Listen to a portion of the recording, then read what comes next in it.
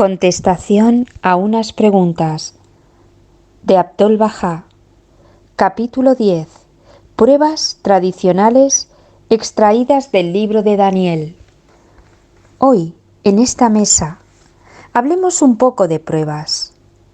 Si hubieras venido a este lugar bendito durante los días de la luz manifiesta, si hubieses alcanzado la corte de su presencia y contemplado su resplandeciente belleza, habrías comprendido que sus enseñanzas y su perfección hacían innecesario cualquier otro testimonio. Tan solo por el honor de alcanzar su presencia, muchas almas se convirtieron en creyentes confirmados. No precisaban de más. Incluso quienes le rechazaban o odiaban intensamente, al encontrarse con él, daban fe de la grandeza de Bahá'u'lláh diciendo: «Este es un hombre magnífico. Lástima que albergue tales pretensiones. Por lo demás, todo lo que dice es aceptable». Mas ahora que la luz de la realidad se ha ocultado, todos tienen necesidad de pruebas. De modo que nos hemos comprometido a demostrar con argumentos racionales la verdad de su pretensión profética. Citaremos una prueba que nadie puede negar y que por sí sola bastará a quien sea imparcial. Nos referimos al hecho de que ese ilustre ser difundió su causa cuando se encontraba en la más grande prisión. Fue desde esa prisión desde donde su luz habría de esparcirse por doquier, hasta que su fama conquistó el mundo y Oriente y Occidente se hicieron eco de la proclamación de su gloria. Nunca antes había sucedido algo semejante. Los espíritus imparciales no dejarán de reconocerlo. Los hay, sin embargo, que por más que les sean aducidas toda clase de pruebas, no se avendrán a razones. Ni las naciones ni los estados, con ser grande su poder, pudieron doblegarlo. Bahá'u'lláh, solo y sin ayuda, encarcelado y oprimido, consiguió en verdad llevar a cabo todo cuanto fue su deseo. Omito aquí cualquier mención de los milagros realizados por Bahá'u'lláh. No se diga que se trata de tradiciones que lo mismo podrían ser falsas que verídicas, como es el caso de los milagros de Cristo, mencionados en el Evangelio por sus transmisores, los apóstoles, pero negados por los judíos. Si deseara hacer un relato de los hechos sobrenaturales realizados por Bahá'u'lláh, no faltaría gran abundancia de ejemplos, muchos de ellos reconocidos en Oriente incluso por personas que no son bahá'ís. Esta clase de relatos, sin embargo, no aportan pruebas igualmente concluyentes para todos. Quien los oye puede muy bien manifestar que lo dicho está en desacuerdo con la realidad. Sabido es que muchas otras sectas cuentan milagros atribuidos a sus fundadores. Por ejemplo, los hindús hacen referencia a milagros. ¿Con qué fundamento podemos discernir que unos son falsos y otros verdaderos? Si aquellos son meras fábulas, también lo son estos otros. Si estos cuentan con la aprobación de la generalidad, los otros también habrían de contar con ella. De lo dicho se desprende que esta clase de relatos no constituyen pruebas satisfactorias. En realidad, los milagros solo constituyen pruebas para el testigo ocular, y aun para éste cabe el recurso de considerar que el hecho atestiguado responde no a un milagro, sino más bien al efecto de la magia. Al fin y al cabo, se cuentan historias extraordinarias de algunos magos. Lo que deseo dar a entender con esto es que si pasamos por alto toda mención de las numerosas maravillas realizadas por Bahá'u'lláh, es porque no las consideramos suficientemente probatorias para todas las gentes de la tierra, ni siquiera para los testigos presenciales, quienes son libres de imputárselas a la brujería. Por otro lado, conviene señalar que una mayoría de los milagros atribuidos a los profetas poseen un significado oculto. Por ejemplo, en el Evangelio se dice que cuando Cristo sufrió el martirio, sobrevino la oscuridad, la tierra se estremeció, el velo del templo se rasgó de arriba a abajo y los muertos resucitaron de sus tumbas. De haber ocurrido tales acontecimientos, las crónicas de la época habrían hecho mención de ellos. En cualquier caso, la conmoción resultante habría hecho presa de los corazones de una mayoría. Los soldados lo habrían hecho descender de la cruz o bien se habrían dado a la fuga. No hay constancia de tales sucesos en crónica alguna, por lo que resulta evidente que no han de ser tomados literalmente. No es nuestro propósito negar la existencia de tales milagros, sino tan solo indicar que no aportan pruebas concluyentes y que poseen un significado más profundo.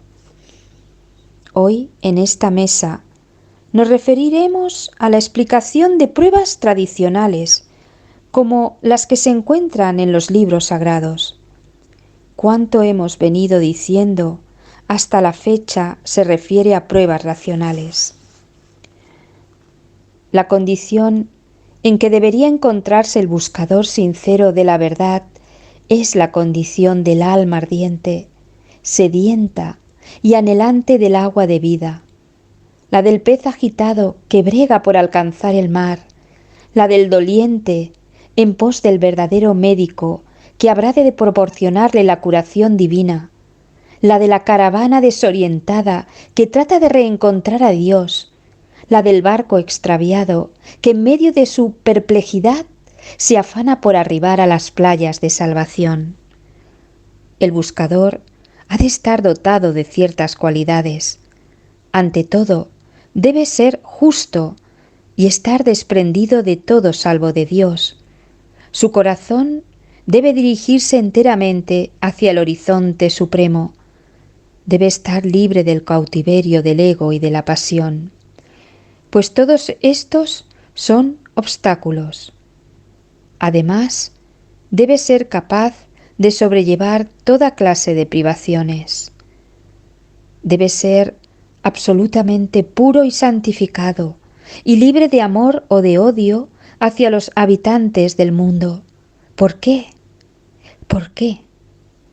Por el hecho de que su amor hacia alguna persona o cosa podría entorpecer el reconocimiento de la verdad que exista en algún otro, e igualmente el odio hacia algo podría estorbar su discernimiento de la verdad. Esta es la condición de la búsqueda, y estos los atributos con los que ha de estar imbuido el buscador. Hasta que no alcance esa condición, no le será posible alcanzar el sol de la realidad. Pero volvamos a nuestro tema. Todos los pueblos del mundo aguardan la aparición al mismo tiempo de dos manifestaciones. Todos esperan el cumplimiento de esta promesa. En la Biblia, los judíos encuentran la promesa de la aparición Yahvé de los ejércitos y del Mesías. En el Evangelio está prometido el retorno de Cristo y de Elías. En la religión de Mahoma se halla la promesa referente al Mahdi y al Mesías. Y lo mismo ocurre en la revelación de Zoroastro y en otras religiones. Entrar en detalles nos llevaría demasiado tiempo. En cualquier caso, el hecho esencial es que todas las religiones contienen la promesa de dos manifestaciones sucesivas. Según estas profecías, en la época de estas dos manifestaciones, la tierra se transformará, el mundo de la existencia se renovará y los seres vestirán nuevas prendas. La justicia y la verdad anegarán el mundo, la enemistad y el odio desaparecerán, se desvanecerán todas las causas de división que separan a pueblos, razas y naciones, y aparecerá cuanto sea causa de unión, armonía y concordia. Los negligentes se despertarán, los ciegos verán, los sordos oirán, los mudos hablarán, los enfermos sanarán y los muertos se levantarán. La guerra dará paso a la paz, la enemistad será conquistada por el amor, las causas de disputas y refriegas serán erradicadas por completo y la verdadera felicidad alcanzada. El mundo llegará a ser el espejo del reino celestial. La humanidad será el trono de la divinidad. Todas las naciones se convertirán en una, todas las religiones se unirán, todos los hombres llegarán a formar parte de una sola familia y de un mismo parentesco. Todas las regiones de la tierra se convertirán en una sola nación. Desaparecerán las supersticiones provocadas por cuestión de raza, patria, lengua, política y personalidades. Todos los hombres alcanzarán la vida eterna bajo la sombra de Yahvé de los ejércitos. Hace unos días, reunidos en torno a esta mesa, expusimos pruebas racionales que establecían la verdad de estas dos manifestaciones. Ahora bien, con arreglo al testimonio de los libros sagrados, debemos probar que las dos manifestaciones citadas ya han venido, puesto que deseamos pruebas procedentes de las Escrituras, deberemos fundar nuestras inferencias en las palabras expresas de los profetas. Pues bien, en el libro de Daniel se hace mención de un periodo de 70 semanas que, arrancando de la reconstrucción de Jerusalén, culminaría en el martirio de Cristo, con el que se cumple el sacrificio y destrucción del altar. Se trata de una profecía acerca de la revelación de Cristo. Las 70 semanas comienzan con la restauración y reconstrucción de Jerusalén. Señalemos que fueron 4 los edictos promulgados por 3 reyes relativos a la reconstrucción del templo. El primer edicto, según el testimonio del primer capítulo de Esdras, corresponde al edicto promulgado por Ciro en el año 536 a.C. El segundo edicto de reconstrucción del templo es el promulgado por Darío de Persia en el año 519 a.C. Hace referencia a ello el capítulo 6 de Esdras. Y el tercero es el dictado por Artajerjes, el 7º año de su reinado. A ello alude el capítulo 7 de Esdras. Y finalmente, el cuarto es el de Artajerjes, fechado en el año 444 a.C., tal como recoge el segundo capítulo de Nehemías. Las 70 semanas comienzan con la restauración y reconstrucción de Jerusalén. Señalemos que fueron 4 los edictos promulgados por 3 reyes relativos a la reconstrucción del templo. El primer edicto, según el testimonio del primer capítulo de Esdras, corresponde al edicto promulgado por Ciro en el año 536 a.C. El segundo edicto de reconstrucción del templo es el promulgado por Darío de Persia en el año 519 a.C. Hace referencia a ello el capítulo 6 de Esdras. El tercero es el dictado por Artajerjes, el 7º año de su reinado.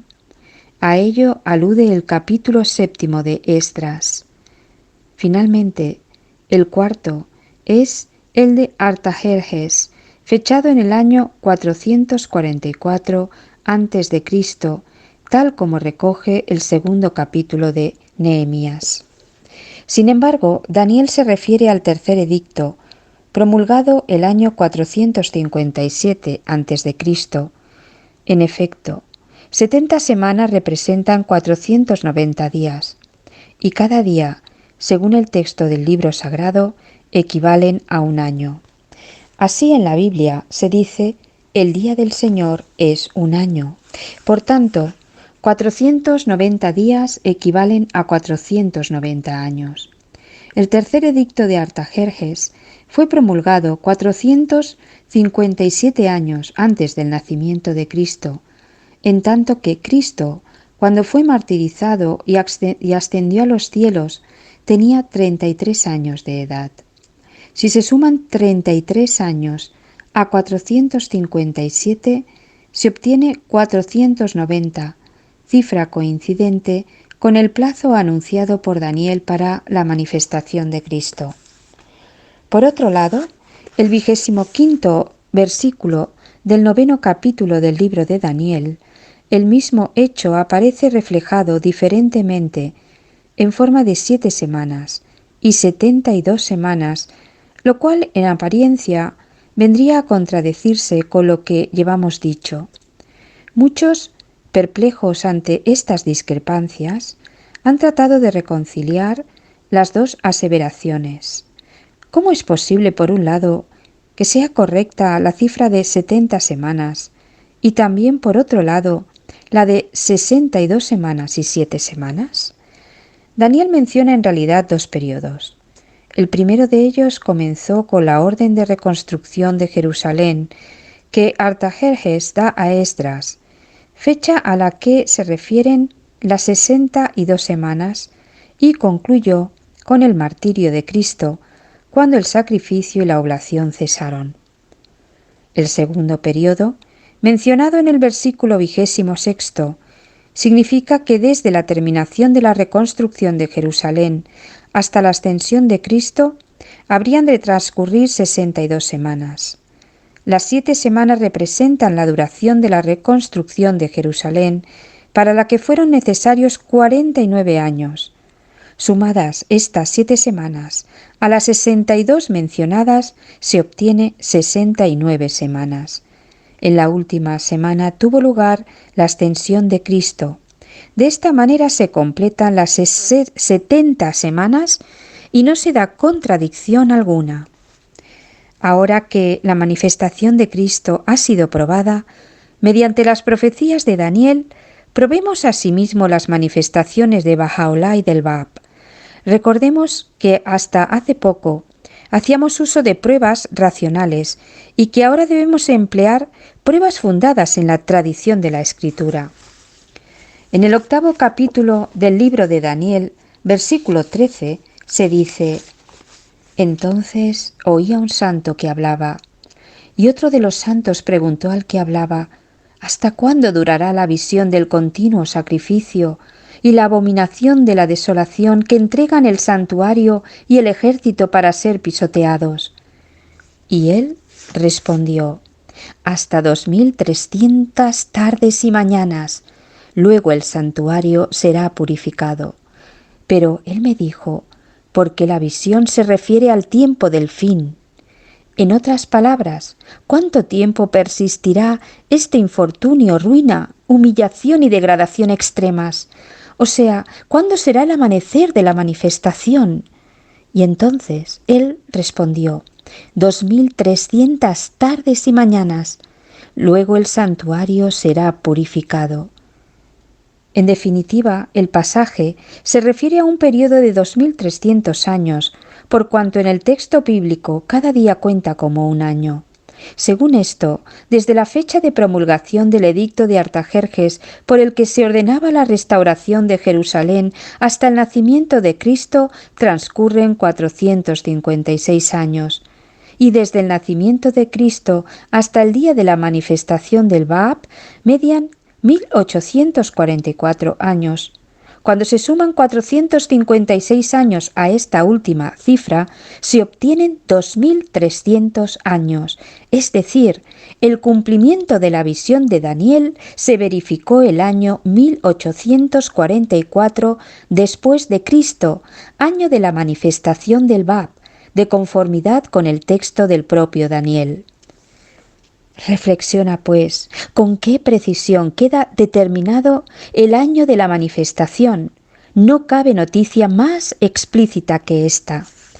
En el Evangelio de Mateo, capítulo 24, versículo 3, Cristo dice claramente que lo que Daniel quería expresar en esta profecía era la fecha de la manifestación.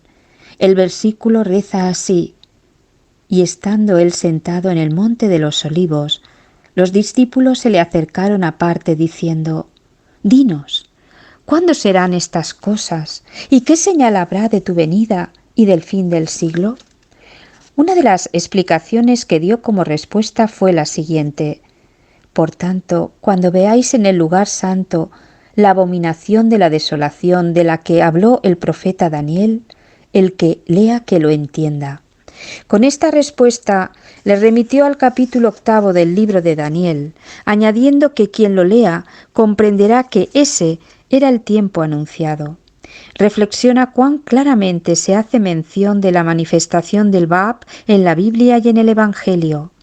Para concluir, expliquemos la fecha de la manifestación de Bahá'u'lláh según la Biblia.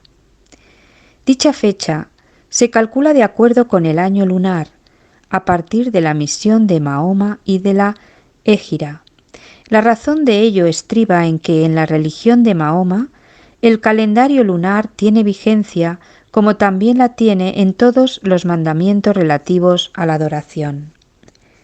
En Daniel capítulo 12, versículo 6 se dice: y dijo uno al varón vestido de lino, que estaba sobre las aguas del río: ¿cuándo será el fin de estas maravillas? Y oí al varón vestido de lino, que estaba sobre las aguas del río. Él alzó su diestra y su siniestra al cielo, y juró por el que vive por los siglos, que será por tiempo, tiempos y la mitad de un tiempo. Y cuando se acabe la dispersión del poder del pueblo santo, todas estas cosas serán cumplidas. Como ya se ha explicado el significado de un día, no es necesario que nos extendamos más sobre el tema. Recordemos brevemente que un día del Padre cuenta por un año, y en cada año hay 12 meses, de modo que 3 años y medio suman 42 meses, a su vez equivalentes a 1270 días. El Bab, el precursor del Bahá'u'lláh, apareció en el año 1260 de la Égira, según el cómputo islámico. Más adelante, en el versículo 11 se dice: y desde el tiempo en que el sacrificio continuo sea suprimido hasta la abominación de la desolación, habrá 1290 días. Bienaventurado el que espere y llegue a 1335 días. El comienzo de este cómputo lunar hay que retrotraerlo a la proclamación de la misión profética de Mahoma en el país de Hiyaz, acontecimiento que tuvo lugar 3 años después del comienzo de la misión propiamente dicha. En efecto, al principio la condición profética de Mahoma se mantuvo en secreto.